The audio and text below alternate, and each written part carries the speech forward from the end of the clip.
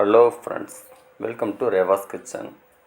இன்றைக்கி நம்ம தங்கச்சி வீட்டுக்கு போயிருந்தோம். விடுமுறை விட்டதுனால அங்கே ஒரு வாழை மரத்தில் தானாகவே குலை பழுத்துருச்சு. இயற்கையான முறையில் வாழை மரத்திலேயே பழுத்த வாழைப்பழத்தை சாப்பிடணும் அப்படிங்கிறதுக்காகத்தான் உங்கள்கிட்ட இந்த வீடியோ.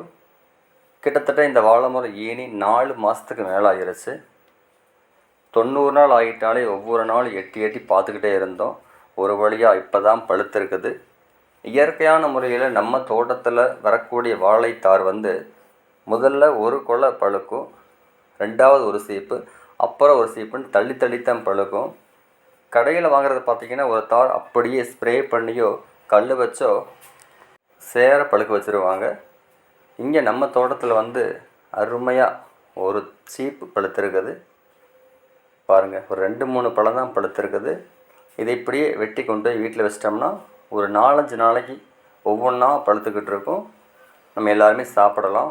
இந்த மாதிரி எத்தனை பேர் இயற்கையான முறையில் நம்ம தோட்டத்தில் வாழைப்பழம் சாப்பிட்ருக்கீங்க அப்படிங்கிறது கமெண்ட் பண்ணுங்கள். என்னை பிடிச்சிருந்தால் சப்ஸ்கிரைப் பண்ணுங்கள். தேங்க்யூ.